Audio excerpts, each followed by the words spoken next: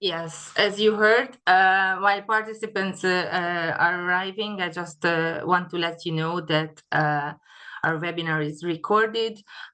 We will keep the recording on our website so that others who are not able to make it this morning are able to listen and watch the recordings. You can also you are also feel free to share with your colleagues who might be interested and was not able to attend the webinar. Okay, that's great. The number of participants is increasing. Maybe in the introduction, I can just tell you that this is a joint webinar with the FEANTSA Women and the Housing First Europe Hub. You probably know what the Housing First Europe Hub is. It's a network of researchers, cities, ministries, housing providers, and homelessness organizations from across Europe who promote housing first as a solution to homelessness. We have Laura Fritz with us, who is a coordinator of the hub. Laura, you want to say a few words about the hub?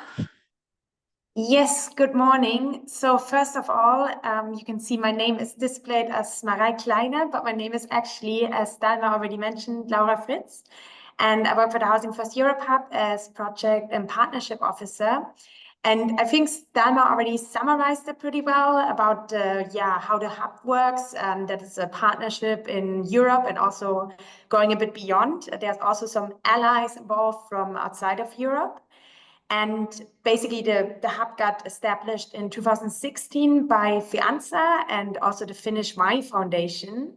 And the partnership works together by exchanging and supporting each other through advocacy, research, training, but also working groups. And it's aiming to basically bring a systems change through Housing First to the existing homelessness systems. And despite the fact that the core principles of Housing First are based on having tailor-made support, there's still some additional considerations that sometimes need to be layered over the foundational principles to better adapt to the needs of certain service users. And women are one of such a group of service users. And that's why we are here today to hear a bit more about the approach to psychological counseling, specifically in the case of Housing First for women. Thank you, Laura. And maybe then a few words about FEANTSA Women.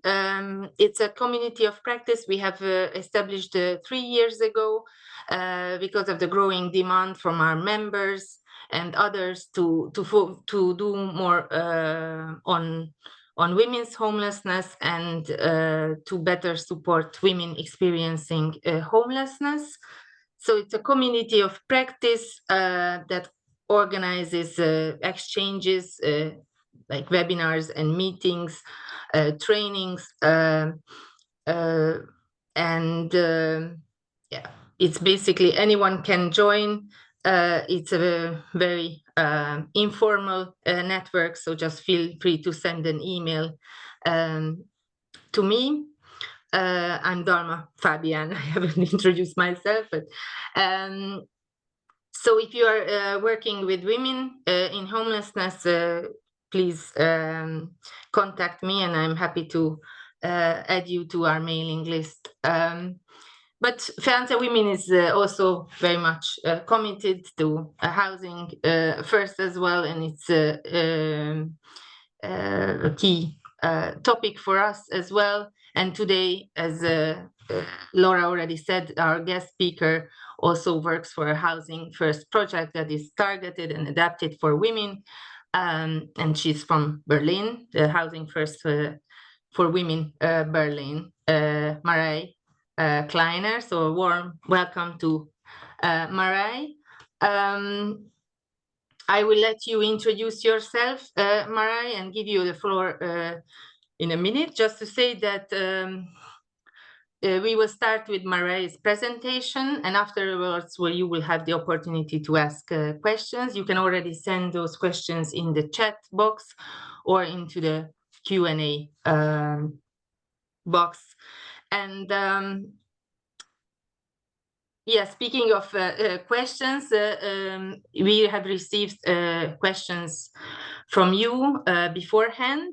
Most of them were addressed to Marie. There was one question, however, that was very much a broader question,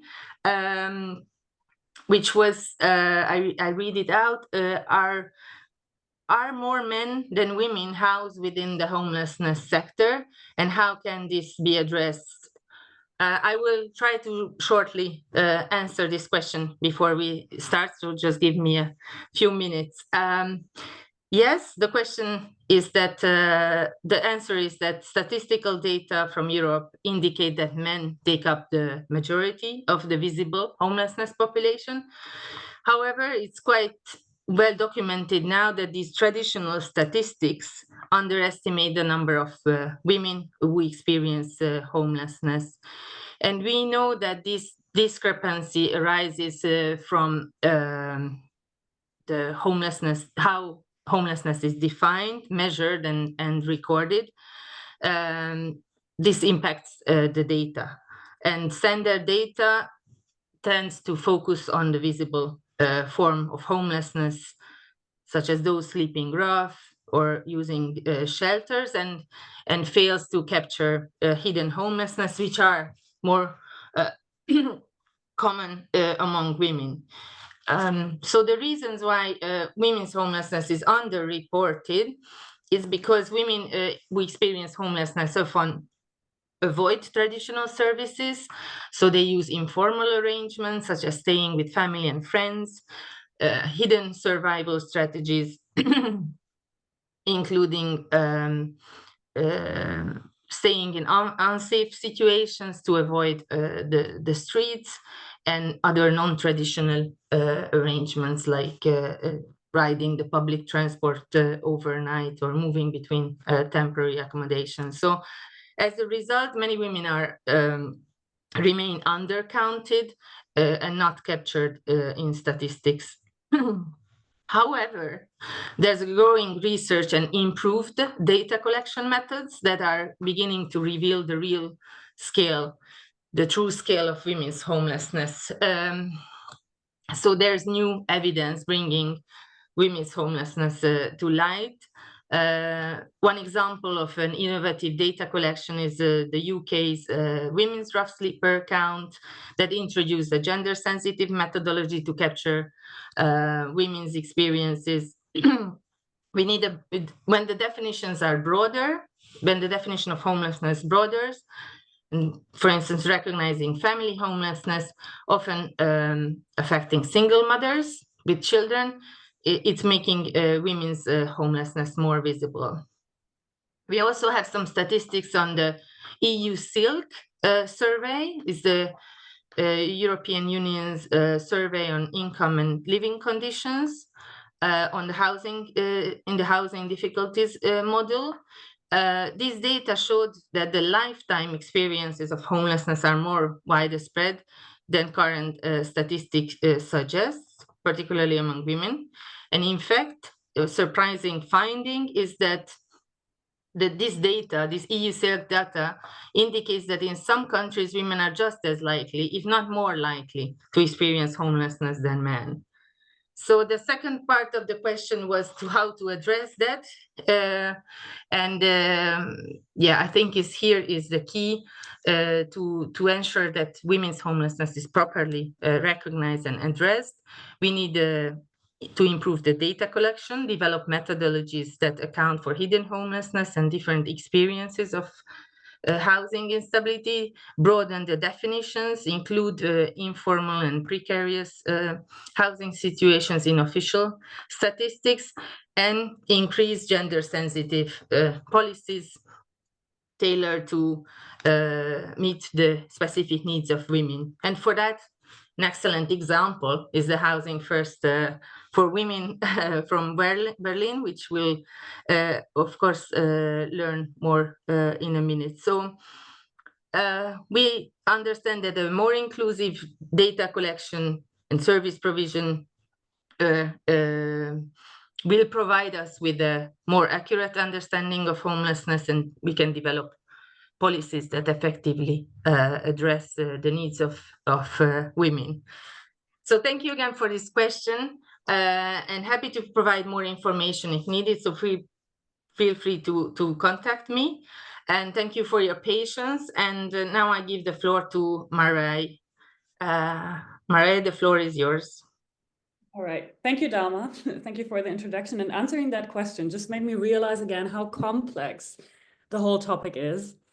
Just to let you all know, I won't be able to see the chat, neither any pictures or videos while presenting. So I'll rely on Dalma and Laura if there is like any technical issues or whatever, that they will speak to me. I hope you all can see the presentation now on your screen. But before starting with that, maybe a few words about myself. So yeah, as Dalma and Laura mentioned, I am working as a psychologist in the Housing First for Women Berlin project.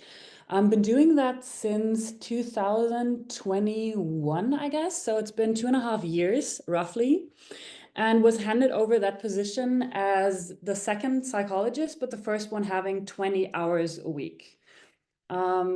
So this is like my part-time work, but I'm also in the ongoing training to become a psychoanalyst, which means I also work in the praxis of the Alfred Adler Institute in Berlin and have my own patients there. So yeah, given that position in Housing First for Women Berlin, it was my honor to actually form the whole position and see how I tackle the problem and the given responsibility. And yeah, try to do that within the last 2.5 years, and happy to share my way of doing it. I'm sure there's many ways of doing it, but I found it very interesting to like take my psychoanalytic, psychodynamic approach into Housing First, because I think it fits perfectly, but more to that later on.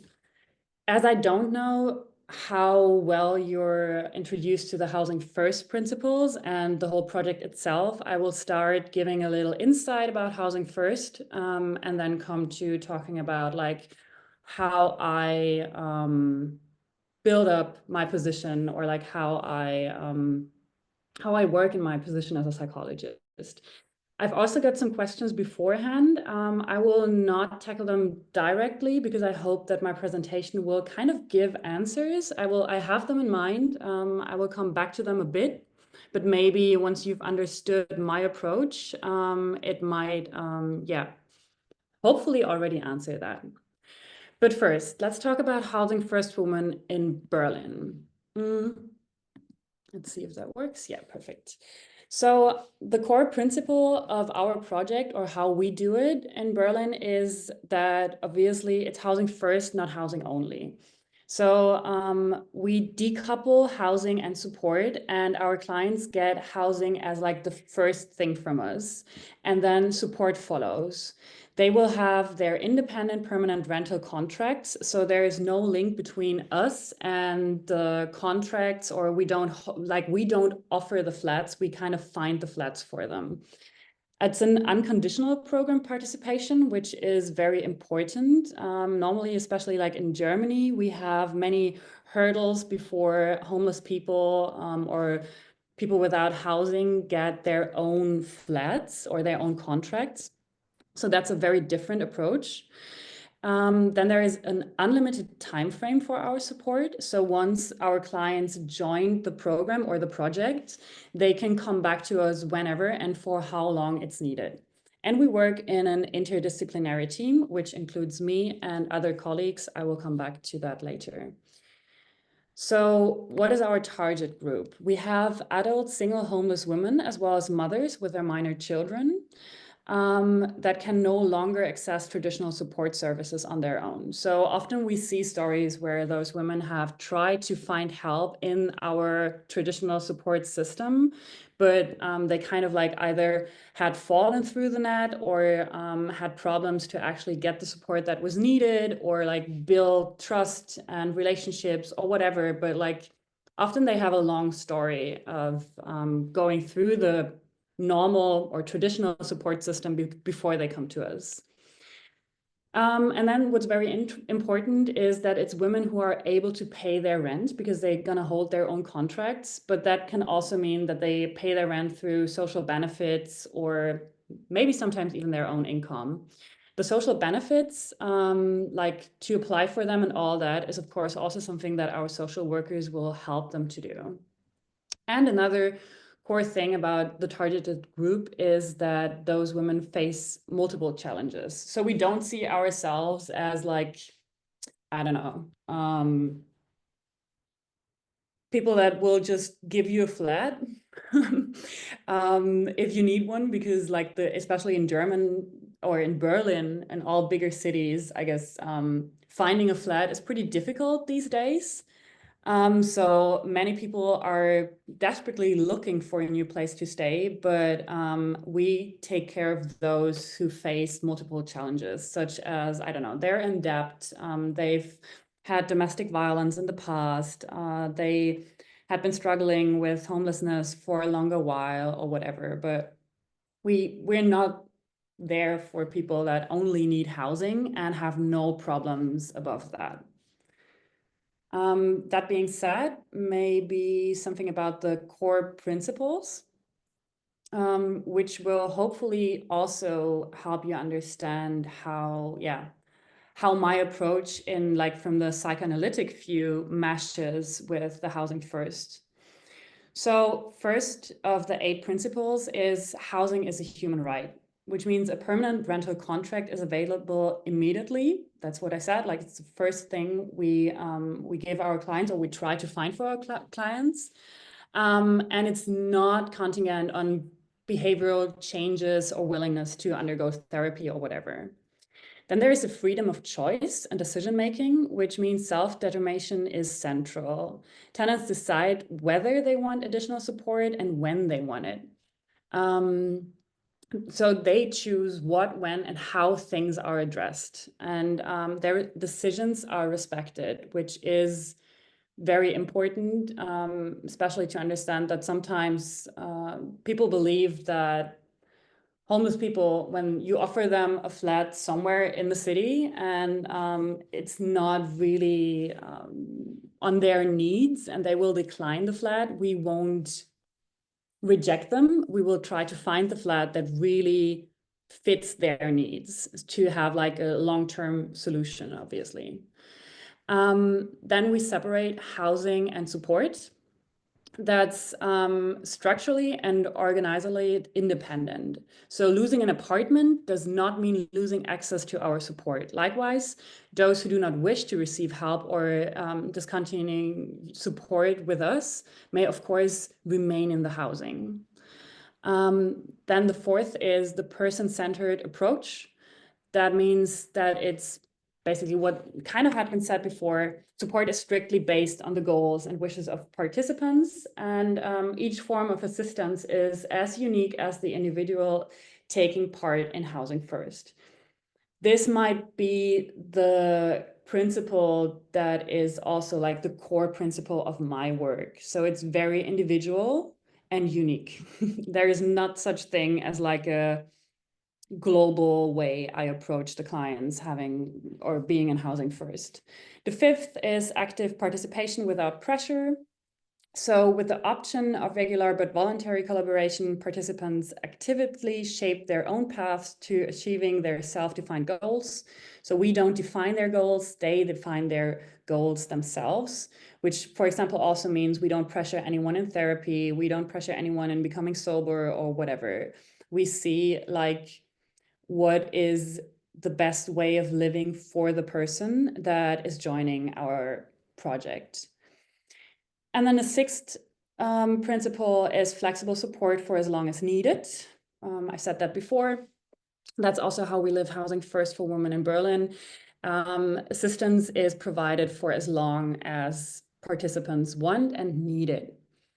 Then there is harm reduction as the seventh, challenging one though, because this one kind of goes against the self-determination in a way. I will come back to that later as well. Harm reduction means that abstinence therapy or behavioral changes are not mandatory requirements for participation in Housing First, though they can, of course, be self-defined goals of the participants and often are. But also we need to, like, it's a challenge on the borderline of like, how can we help them keep housing and not drop out and still not pressure them to goals they actually don't have. And then the last one is recovery orientation. Sorry for the misspelling on that one. I will fix that before Laura will send it to all of you perhaps. Recovery orientation means the goal is a fulfilling life. Therefore, the support offered may include improving physical health, emotional well-being, and social connections as much as possible. Yeah, within this, you can also already see like physical health, emotional well-being, social connections. It makes sense to have a multi-professional team to tackle like all these topics from each sides. To give you an insight on like what topics we often have to tackle, I've just like made a little picture of like things that could come up, such as access to debt counseling, connecting to the healthcare system, addressing mental health issues. Job and education is often a topic, or securing basic financial needs, like how to get access to financial support, but also reactivating family contacts. And many, many, many other more, but it's very complex and very diverse, which again makes sense to look at from different perspectives, while I'm very happy to like be part of a team that's multi-professional. So far, so good to the Housing First. I hope that gave some insights in how it works for those who doesn't know it or who don't know it. And now to what my part in all this is. If you look at this picture, you already see like we have addressing mental health issues or connecting to the healthcare system, but also these other topics often come with emotional burden and emotional weight. So it kind of like all of that can sometimes be a topic or get into the sessions I have with the clients as well.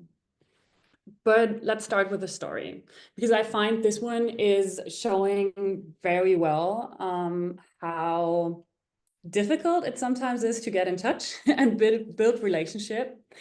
This is a story about a client who came to us, and she was very focused and expected immediate housing. So she declined psychological support from the very beginning on. She was very like, okay, I don't need that. I don't need you. Nice to see you. Nice to get to know you. But there is no need for me, because right now I just want to have a key and I just want to have a flat to live in. And then there was a turning point. Weeks later, she actually texted me and asked for a session, or like for just to talk to me. I think it was even on the phone. And through the conversation, she could actually, I guess, recognize her own need for support. She just came, like she first came to vent about her job and how her chef would not accept her and not give her the money that she believed she needed and all that. And opening up a space for insights, reflection, all that led to her actually starting to come to me more frequently. And I just remember her last sentence saying, "You're right. Maybe I needed you today." This change in first pushing away on the psychological support, and then after a while realizing that might actually be something I could profit from or even need, is something I've seen many, many times with our clients. What I learned from that is, well, our clients are used to navigating hardships without external help. they often have like their doubts or even bad experiences with psychologists or psychiatrists. So they first like really push away. But within trying to navigate a life as a person being homeless or without housing, there's often very little room for pausing or introspection amidst like pure survival.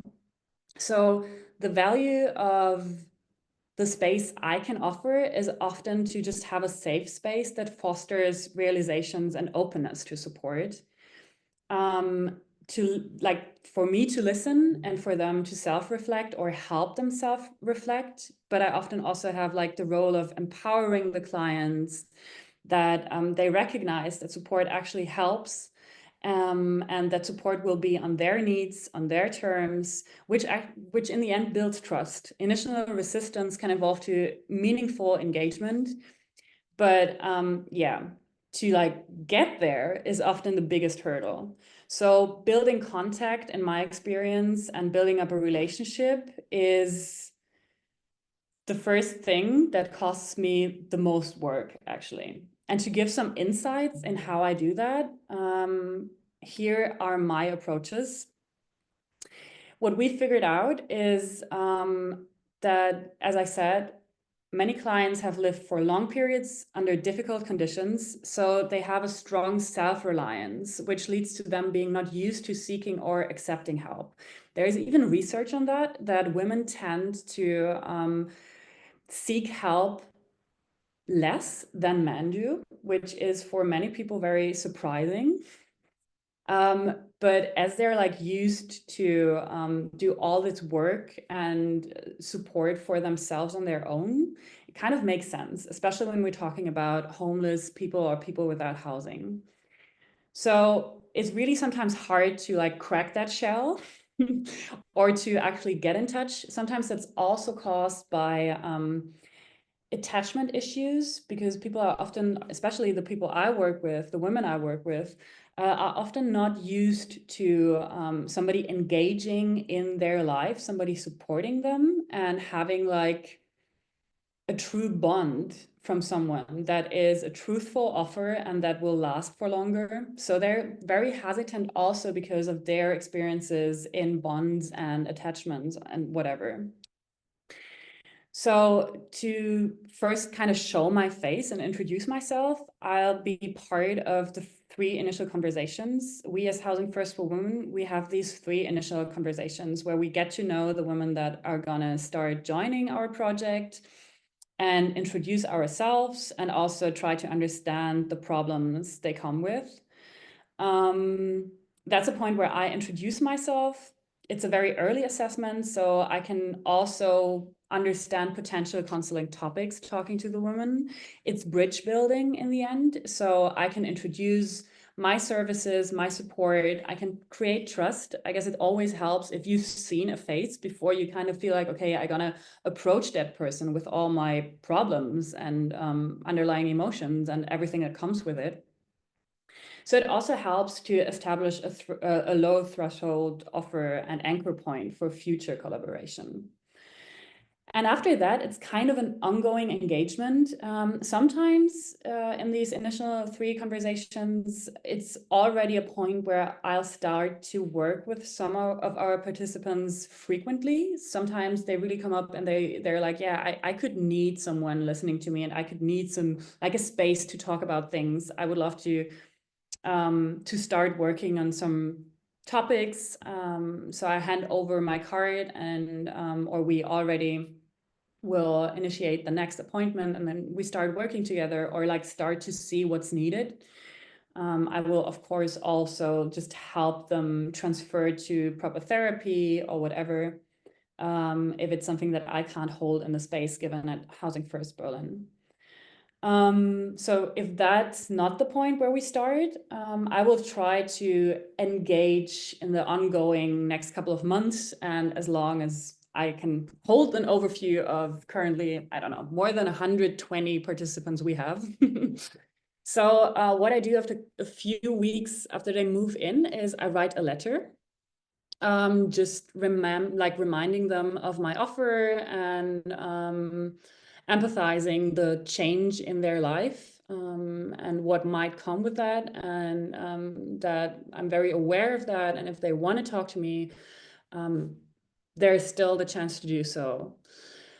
Then I, of course, rely on my team. So the social workers would point out the option to contact me anytime if needed, or if the clients ask for that, they would hand over the contact to me or even make an appointment. My calendar is always open for my colleagues to just like plan something. Then, of course, I proactively get in touch if necessary. So if I hear, for example, from a social worker, or if we hear from a landlord or from neighbors that they worry about one of our clients, I will try to get in touch, of course. Then I'm also part of celebrations whenever we have these 4 times a year, we have like some sort of celebrations, whether it's about Christmas or Easter or just like the summer come together, whatever. I will try to be part of that as long as it's within my 20 hours of work. Of course, I always have to like navigate my work and the praxis, but if I can make it possible, of course, I'll try to be part of those. And I also have a cooking group once a month that I do with one of our social workers. I think she's even here. It's Lena. So once a month, we meet with our clients to cook together, to come together, try to build trust, try to have like a low threshold situation where not only the women start to get in touch and bond and talk about their topics, but also me being around, guiding it a bit when needed, but also being able to step in and be like, yeah, maybe that's something we can discuss about in a more safe space, just the two of us or whatever. So this is the approaches I've chosen, trying to build contact as much as possible. As I said before, sometimes it needs time. Also from a psychodynamic point of view, I feel that often it's something that needs to kind of be built inside our clients first, that there is a true offer, something that won't just be for once and then it's gone, but that will continuously be there.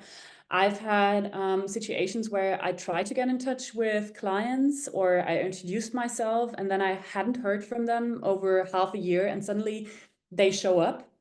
Maybe they might show up once and then they're gone again for 2-3 months, but then they show up and it needs sometimes really months and years before we get into like a more like frequent process. But yeah, just always pointing out, I'm here, I stay here, I'll be always there, even though if you might have declined my offers, even if you might have not shown up to some of our appointments, this offer of relationship and of containment and support is still true and will always be there. I guess that's very, very important. And Housing First really helps to actually be able to do that, because here's the framework. It's very flexible and tailored. Once contact is established, the next phase follows, obviously, the actual counseling. And as there is no fixed rules or established procedures here, I can make it clear from the very beginning that my work is very flexible and tailored to the needs of the woman. It's especially with me being able to like compare between my praxis and Housing First, I see that big advantage of being able to do that, to be as long as the project exists, of course, but like being a lifetime support for as long as needed and in whatever way is needed, without having to look at someone being sober, without having to apply for therapy, without having to take consequences if clients don't show up. So that's something that I really, really enjoy and really see as a big advantage of Housing First, especially if we think of our group of women as women that have tried to reach out for support, have gone through the whole support system, like the normal one, and dropped out, or the net was not the net they needed. Here, I can be really flexible and needs-based and focus on what they need in the framework, which means I have a variety of sessions and formats. It can be regular, it can be on demand, it can be during walks with my dog, it can be over the phone, it can be in my office, totally depending on what feels most comfortable for the client. And as each client brings unique issues and life circumstances, making the counseling process flexible and tailored to their needs is something not only from the framework, but also from like what we're gonna talk about. Yeah, it's very flexible, and it's always flexibility over pressure. So there is no strict rules, there is no therapy applications or diagnosis, which is often very important to point out in the beginning. As I said, often the clients I have had experience with the healthcare system and with psychiatries, and maybe they might not have been the best. And then it's a relief for them to hear that I don't work on diagnosis, I don't work on papers or whatever, that everything is very like open and holistic from my side, with no pressure to, yeah, for example, to have penalties for cancellations, or have a cutoff where if a diagnosis occurs or is in my mind, I would have to hand it over to a clinic or whatever. That's not what happens. Yeah, I've talked about the reduced bureaucracy, a very big advantage in Germany, to be freed from rigid settings or administrative burdens, which allows a way more adaptable approach. Like, yeah, I don't have to decide whether I apply for 12 hours short time therapy or 60 hours depth hermeneutical therapy or 140 hours. I can just do whatever is needed for as long as needed. So yeah, all in all, it's a very need-based support, and our clients can access it when and how it suits them, reducing pressure and empowering them to manage their resources effectively. That's the outside frame. Let's get into the frame and see the topics and tasks of my work. Maybe just the global tasks I have in the team. So in general, I'm there for counseling, accompany and support of the women with psychological impairments being in our project. I guess everybody of you knows the numbers to this, how many women are actually, or like how many participants are suffering from mental health issues or topics. So yeah, it's a lot of the women that kind of like have these topics. So I'm happy to be part of the team, to be able to offer that support. It's crisis management. So sometimes whenever there is a crisis, either that the women come up to us or to me, or if we hear from as said neighbors or whoever, I try to get in and manage that. It's clearing. Especially like in the first sessions, I always do some sort of clearing to like figure out what's best at this point, or what could be best, if I can manage that, or if it needs like a broader frame or a more multi-professional approach, if I need to get or try to help that person get a psychiatrist involved, or if going to a clinic would be something that's needed here, or if there is other professionals who are more professional in a certain topic that the woman comes with, if I can hand them over or whatever. Then there's also training sessions I give for my team. We just had it, I think, last week. We had a workshop on how to navigate if one of our clients is suicidal or has thoughts in that spectrum. Then, as mentioned, the transfer to other institutions such as therapists and psychiatrists. Of course, here my role in my institute helps to like try to get them in a bit easier.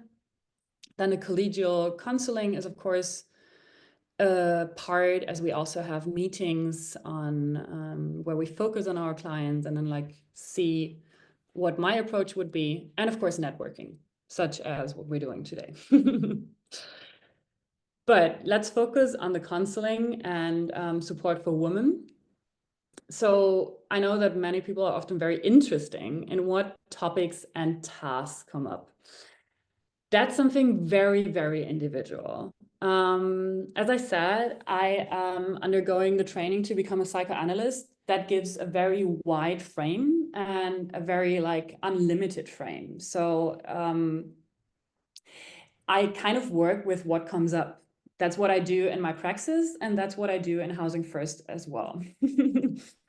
So sometimes initial conversations are casual and very informal, while other times women come to me with a specific concern. And sometimes, like the client who just came after her move into Wend, they realize that they can actually use support. As for the content of the topics, they are so diverse as the women who come to us. That's something I also had to learn. The group of women and clients we support is very, very diverse. So I have a wide range of clients, and that also means I have a very wide range of topics.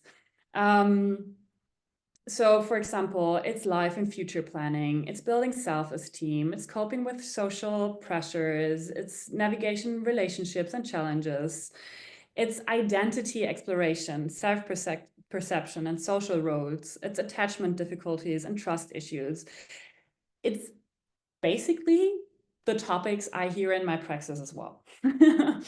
But maybe the contrasting is a bit different. And maybe to come back to some of the questions you had beforehand and I got sent beforehand, I got asked in which way I tackle trauma or trans-informed care, queerness, or domestic violence, whatever. Well, first of course, that takes a role in my work. I am trained and still in training. It's a very complex training. I've been in training since 2020. Still, I guess, 4 or 5 years to go.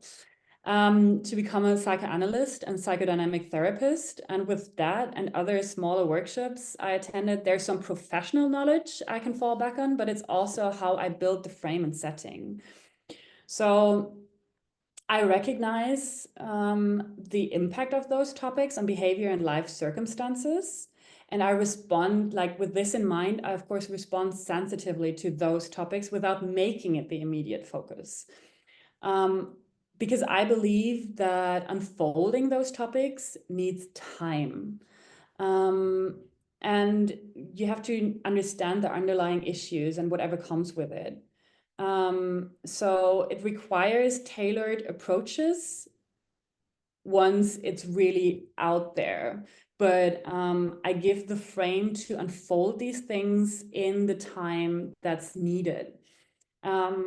I have all these things in my mind, but I don't force them to come up. It's more like I kind of sometimes have an idea, and being a psychoanalyst, I might have a bigger insight into unconscious processes, which means sometimes I see things that clients might not be totally aware of, or I might already have an idea from like the countertransference and transference I get on like a relationship level, but I would not put them on the table and be like, okay, now we need to talk about that. What about this or whatever?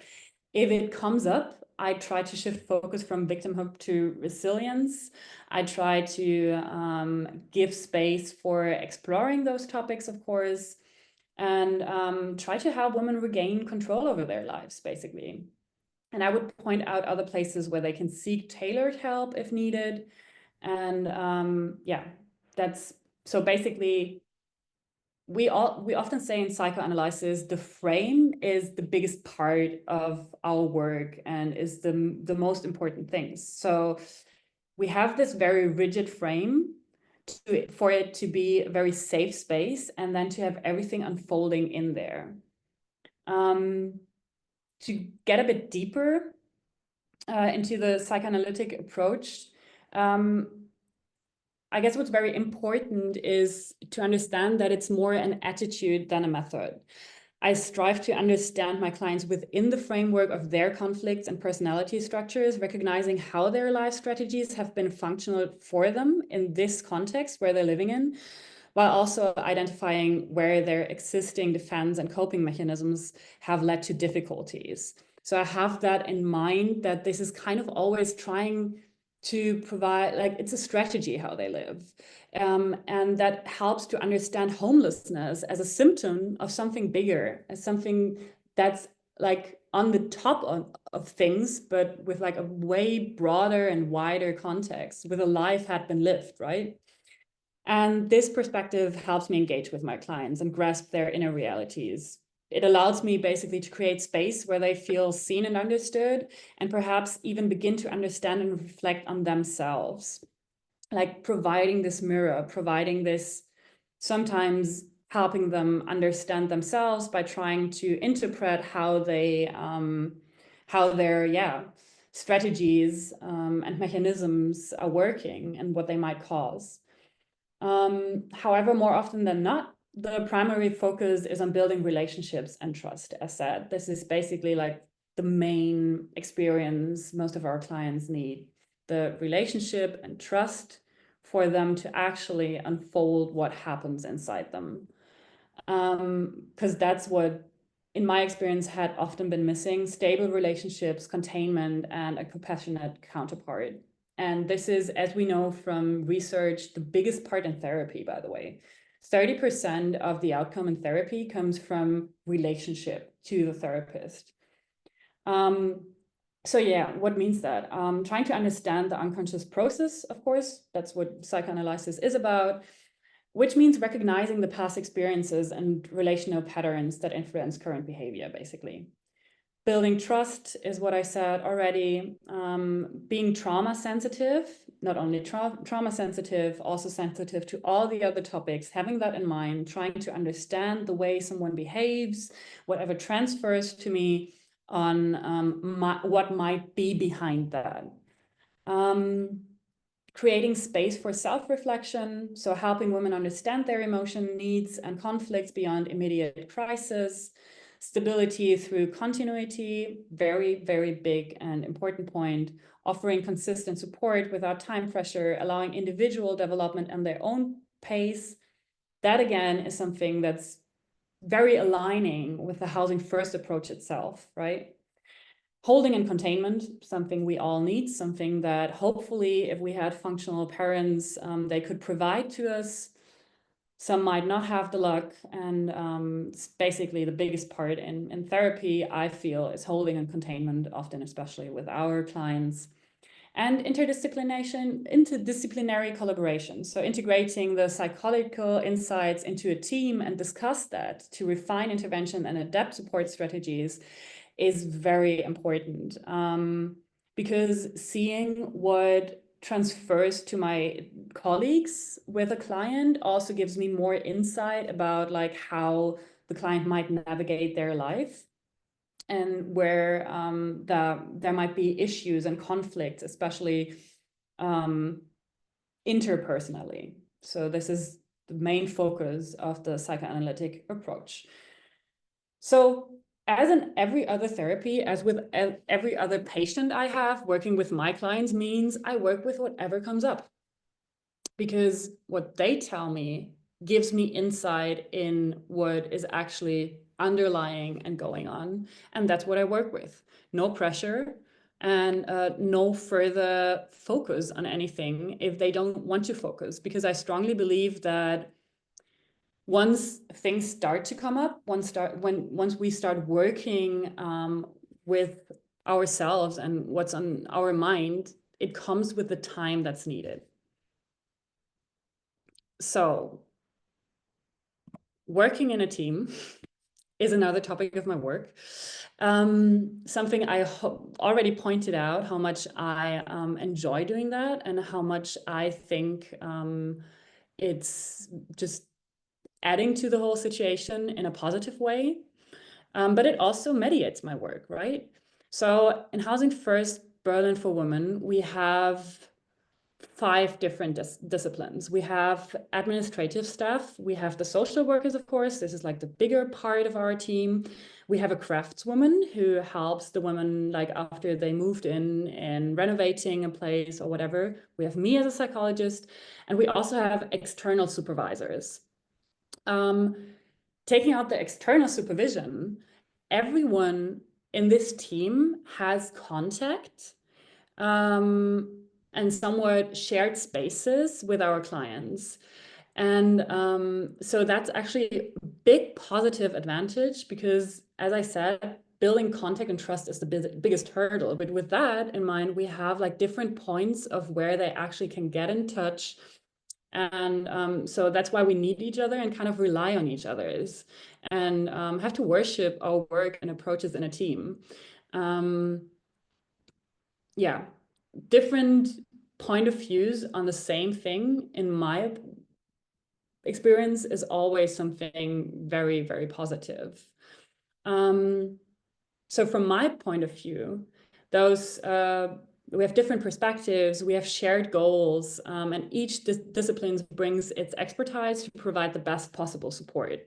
Sometimes it's good if the relationship between a client and a social worker is good enough to like carry all these topics, and a social worker feels like I can do that, but they might need me as working in the background to provide, I don't know, insight in what clinic could be best or what would be necessary in this way and whatever. And we can like talk about that. Then I really appreciate the holistic view of clients, because psychological, social, legal, and practical support complement each other.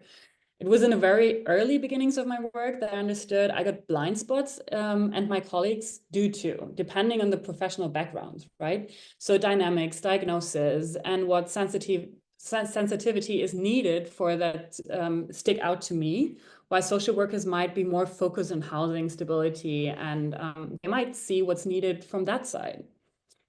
And then there's flexibility and interdisciplinary coordination, which enables quick and adaptive assistance. And yeah, it's also psychological work within a network, something I really enjoy because in my practice, I'm kind of on my own. And there I have cooperation with social work and care services that can develop long-term solutions.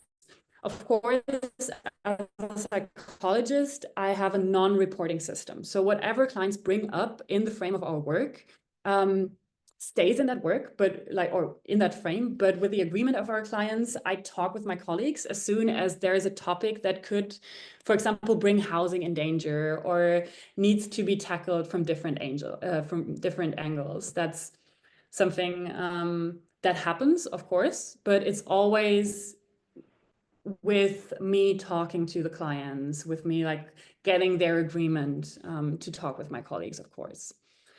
But it also holds challenges as well, but opportunities. It's different professional languages, it's different professional approaches that require communication and mutual understanding. So with every upside, of course, there's a downside, but I wouldn't like focus on that being really hard for us to do, not in my experience. So that's kind of like the insight on my work, what I do with my clients, the insight on my work, what I do with the team. And maybe to kind of give a conclusion, what special challenges I face in Housing First. First off, there is, of course, a high prevalence of mental illness. So when I talk about more than 100 clients in our project, of course, I can't take care of all of them who might suffer from mental illness. That's impossible. I have 20 hours. It's just me. So I always have to like kind of navigate between me working on that, but also how can I broaden the frame? What's need beyond that?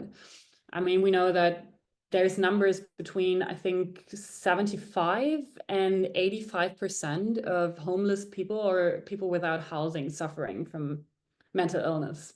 So sometimes I feel like I should not think about that, because putting that in numbers would mean I'd have to take care for more than perhaps 85, 90 people. And that's not only challenging, it's impossible. Then we also, of course, have to deal with housing instability, which often comes with, for example, psychosis, addiction, mental health issues, can lead to financial problems or conflicts with the neighbors, which of course can be a problem for the stability of housing. What is something that we always have to talk about, and it's an ongoing thing we have to talk about, is balancing the principle of harm reduction and autonomy.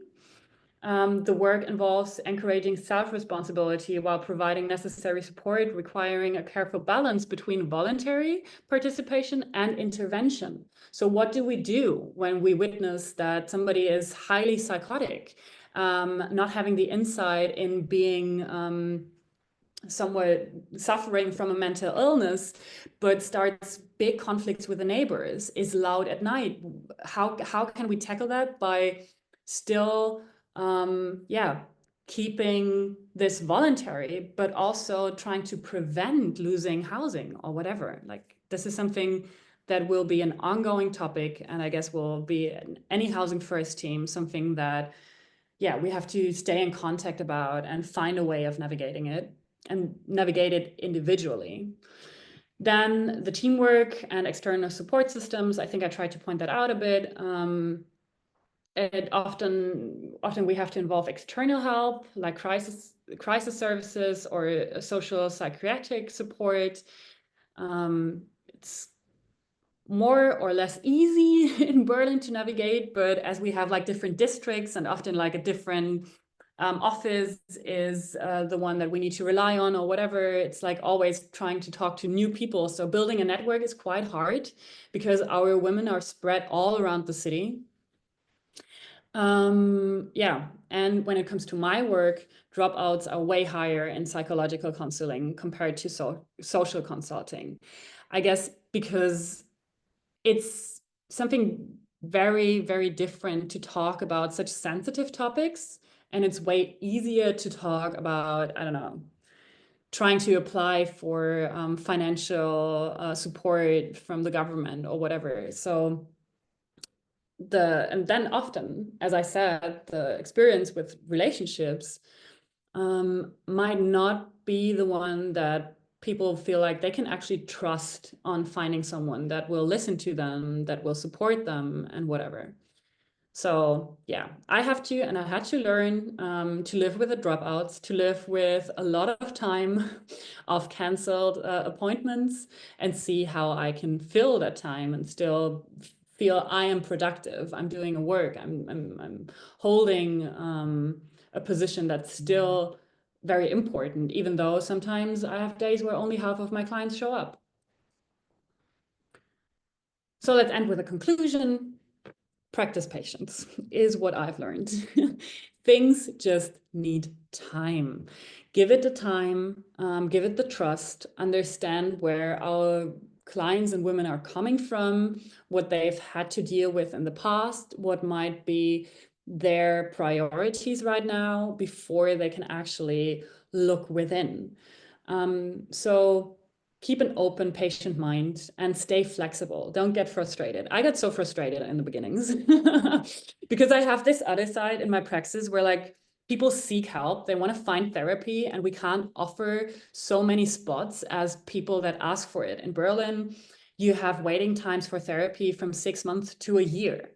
That's something that should not be compared at all, but of course it's something that I was used to know. And I was like, okay, I'm offering you something very like valuable, something that's very limited in our city, and you just don't show up. So always have in mind where our women are coming from, what's going on, what they have, what dynamics they have, and what they're used to.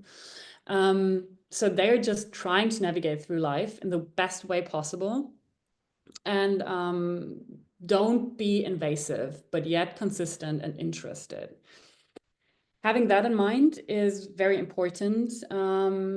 Many of the women I met in Housing First had experienced very invasive relationships, border crossings, boundary crossings. And that's also why they hold back. If you follow them too much, if you're too invasive, that kind of like repeats a pattern they know.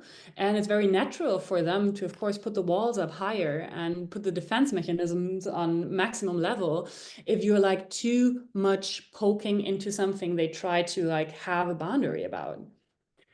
So yeah, that's pretty much what I got out of 2.5 years of working in Housing First for Women, and pretty much everything I had to say today. So thank you for your attention. And I will change to my normal screen again so I can see you, Dalma. And if Laura wants to put on her video, can see her as well.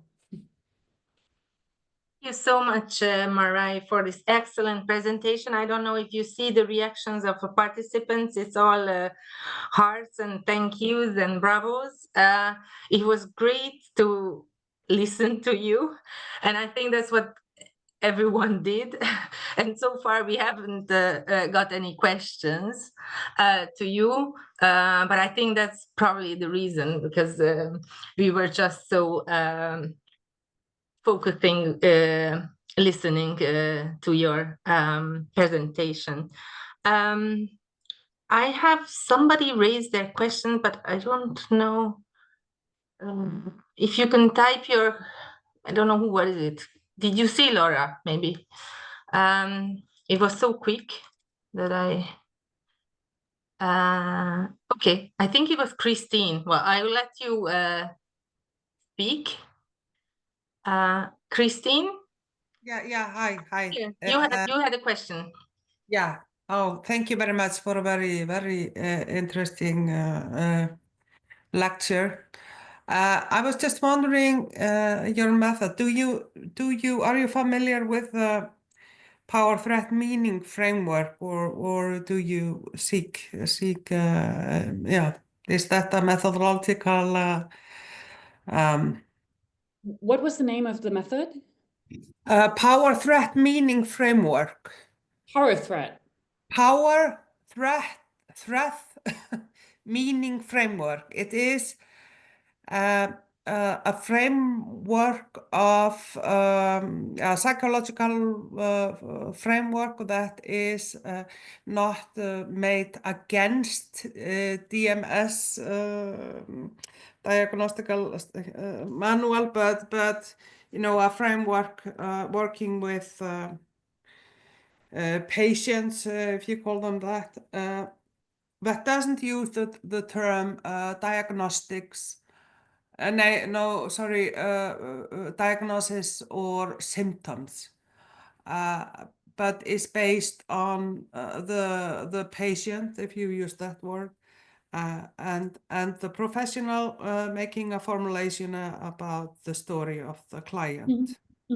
It's available on the British Psychological Society web. It was a huge project around how do you say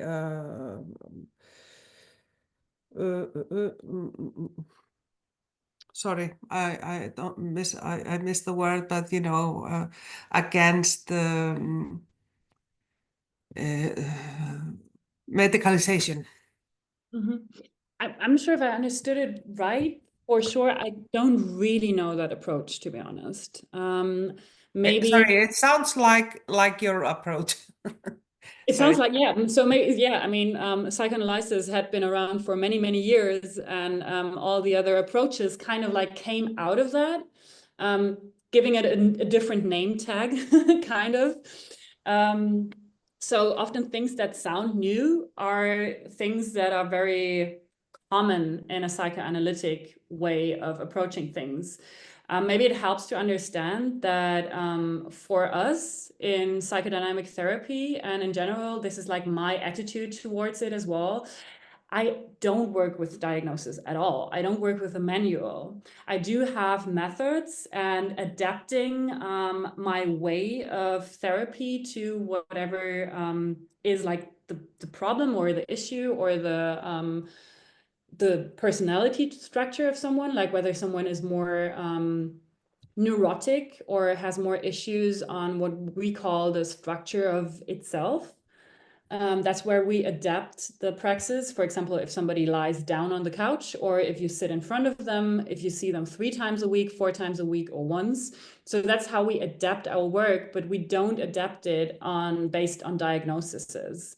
We have to make diagnoses, of course, because I have to apply for therapy, something I don't have to do in Housing First for Women. But I would always look at the issue or problems somebody comes to me with as something broader and wider, as something that has a story in their life. And that's something I always keep in mind. That's basically psychoanalysis at its best.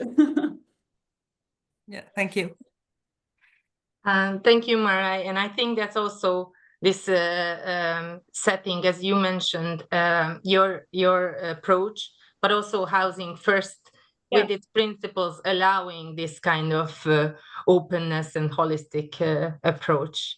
It's great. That's what I mean. It's very, I find it very, like, it comes very natural to me to live out the Housing First principles within the framework I can give, right?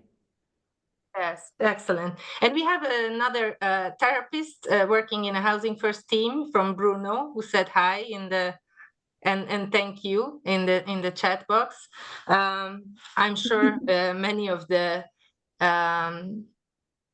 things that you shared and the special challenges is resonating with the other participants. I'm checking the chat box. For now, it's empty, but feel free to share more questions.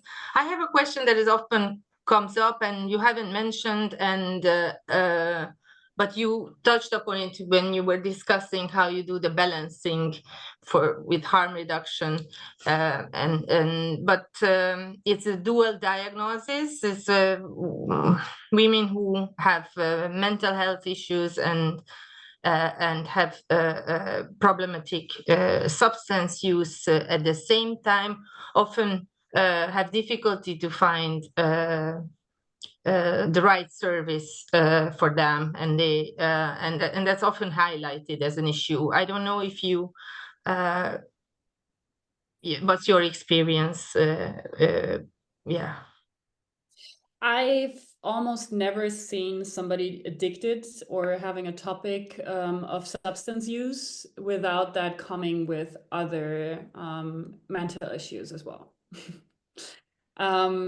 That's almost never, like, having an isolated substance use or addiction is something at least I haven't seen. So as said previously, I think that also substance use, for example, is a way of coping. It's a way of where defense mechanisms try to work and like try to maybe use the substance for something they could not get in normal life or whatever. So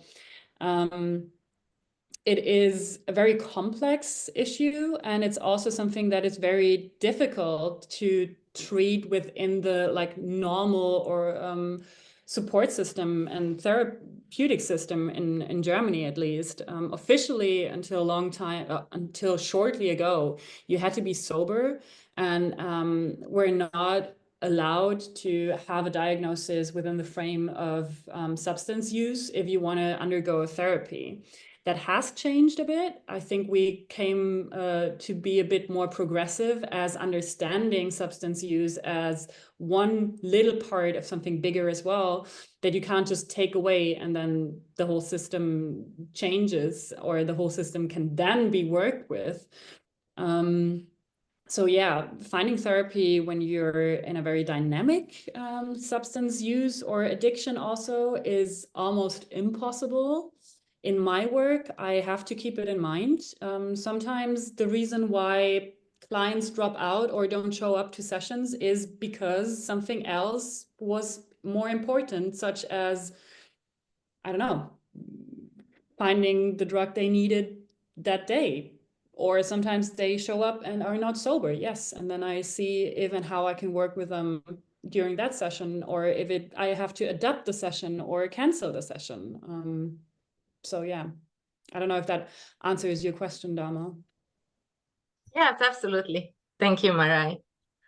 Shall we wait a bit for other participants? I have more questions, but I don't want to. If the others would like to ask questions, feel free. So my next question would be, if I understood correctly, you engage with women already before they are housed, and I would just be curious the impact of housing. You know, if you are engaging with them, how does yes, can you just describe or share stories? How did it impact the psychology of women once they are housed? Yeah. Again, this is super individual, but for sure, what sticks out that it does change something.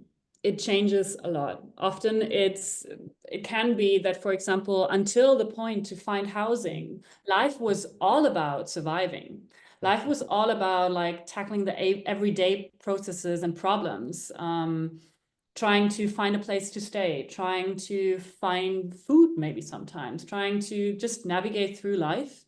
And then suddenly with having a housing that can be very empty and very lonely, for example, because you're not within the network of other people struggling with the same issues anymore at once, but also because suddenly there is a lot of silence.